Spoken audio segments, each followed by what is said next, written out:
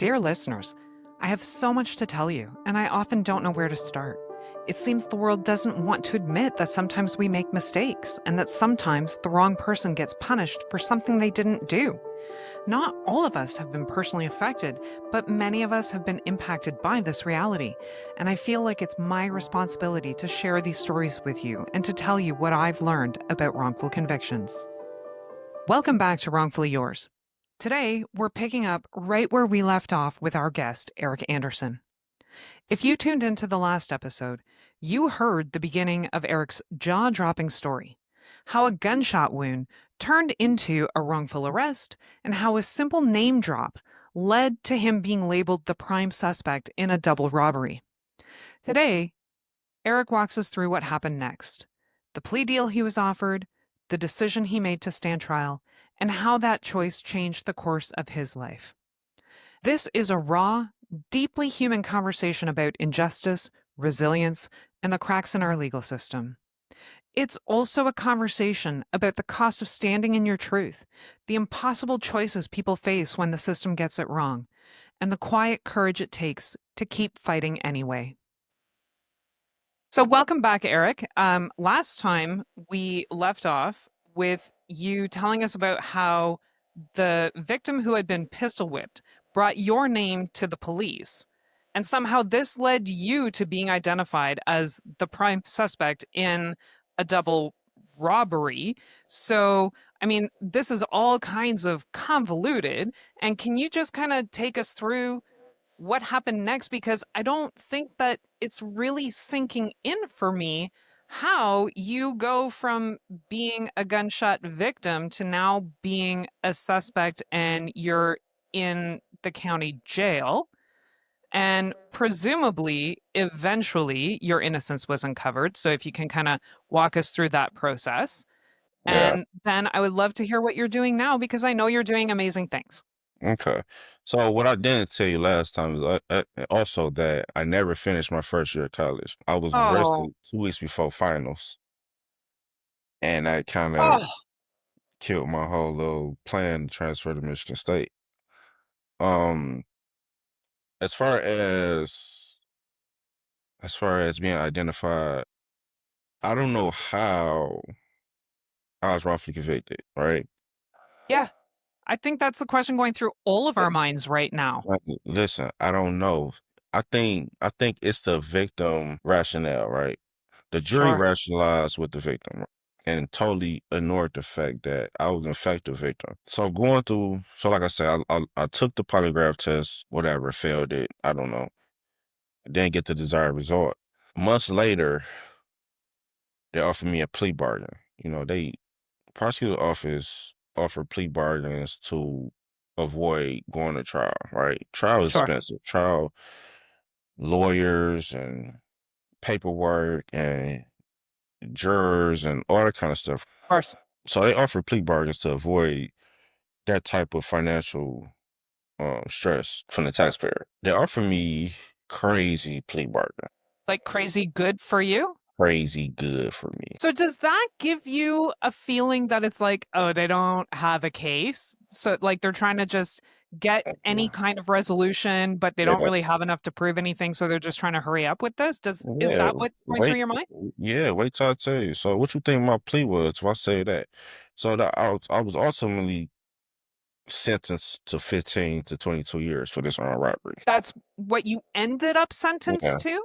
yeah. Oh my goodness. So, what do you think? I have no words. I'm sorry. That doesn't happen often. So carry on. What do you? No, you carry on. What do you think my plea Well, what was? well, if you're saying it was crazy good, I'm Uh-huh. thinking it was under like 5 years. Yeah, for sure it was. So audience, my plea was probation.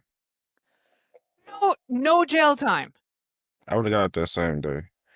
I would have pled to 2 counts of unarmed robbery, and I would have been on probation for 2 years. And after the 2 years, it would have got expunged from my record.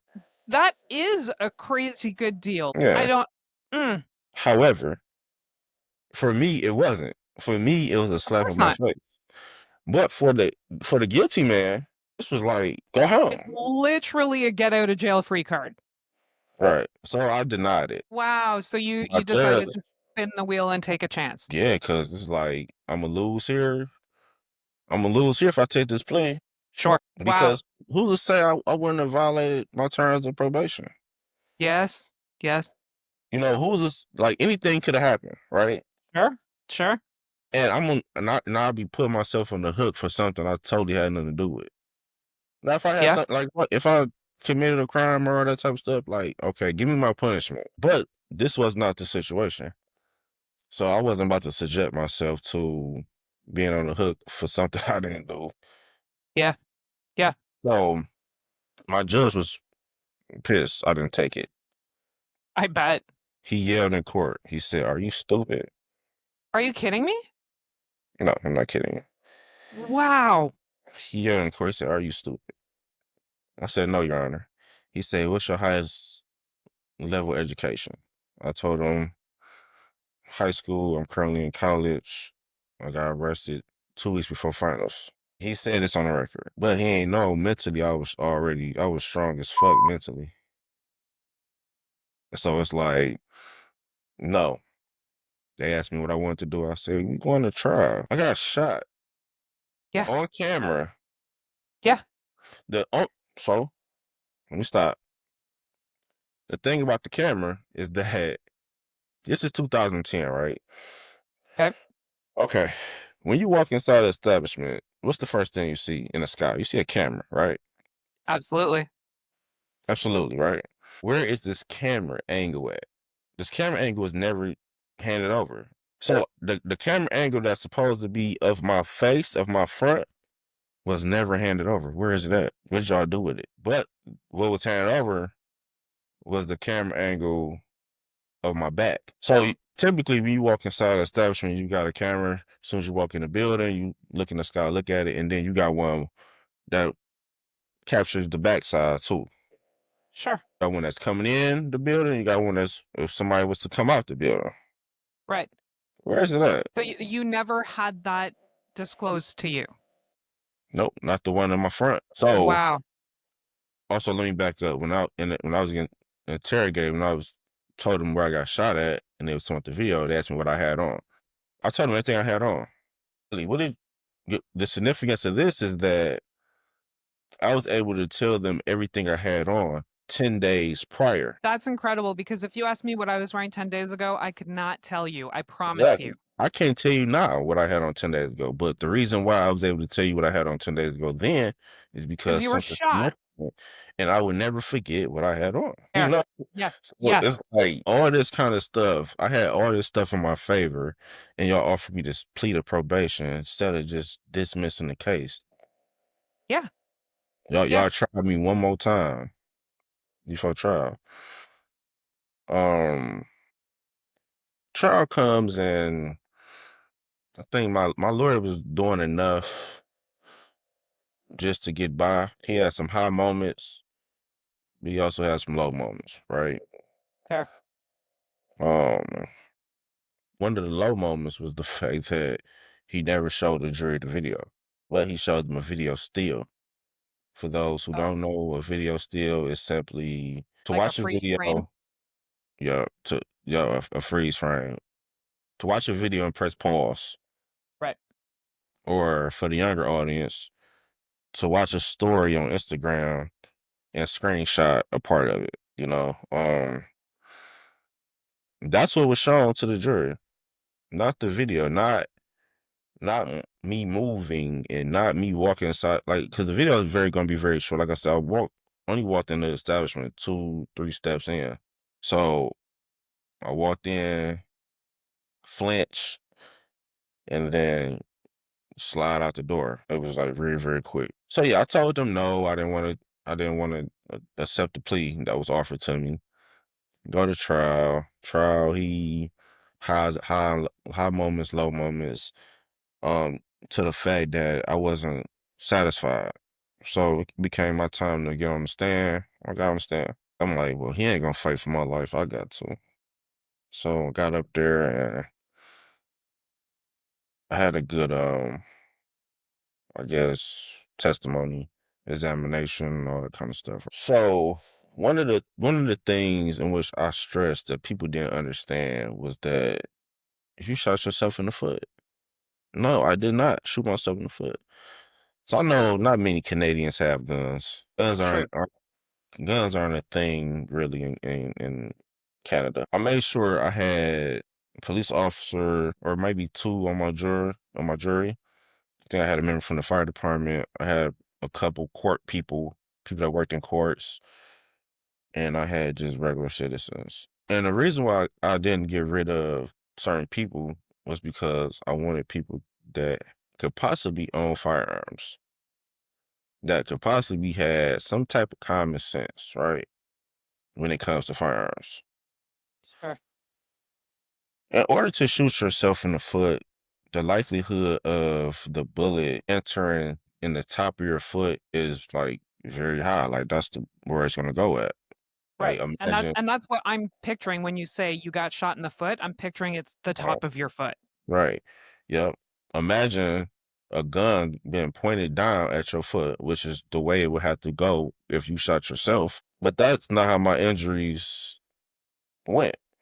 Oh, My injuries, that was not my injury. My injury is that it came in through an angle from the right side, entering in by my big toe to the left side, like of my foot. Somebody else shot me. So the that theory that yeah. I Yeah, robbed like I don't someone know of anything about something. guns, but I don't know how you could shoot yourself in the big toe and it's Yeah, on an angle. it's no way possible that I could have done this. Mm-mm. So I had to explain that to the jury. The thing about my judge, I had the worst judge in the Third Circuit Court of Michigan. Right. Everybody hates this guy. I'm sure the prosecutors loved him. I don't know. I'm pretty sure they did, but I don't know. Like Fair. he was very arrogant, cocky. He had been doing it for years. I later found out he was a former defense attorney too. Oh, That's what make it even worse. yes. Like, and I just found this out like 2 months ago Oh, wow. because I actually tried to look him up because I wanted to reach out to him and just tell him my story and hopefully Sure. he remembered me and that kind of stuff. And he retired. Oh, He had retired. I think he retired last January. So okay. like that's kind of that part is over with. So in the losing trial, and I didn't know how. Like wow, this is crazy. I didn't like my whole understanding of the criminal justice system, and it changed because I thought that prior to me being involved in the criminal justice system, that I thought that they did everything right. Sure.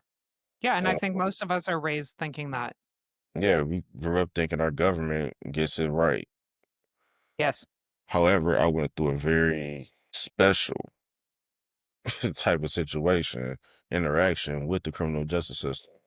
that's one word for it. So, like I say, I lose trial, get sentenced 2 weeks later, and they sentenced me to 15 to 22 years in a Michigan permanent. Unbelievable. So are you regretting your choice at this point to not take the No, deal? no, Really? Even when you're sentenced to that, yeah, you're thinking you even when I made the right sentenced me, choice?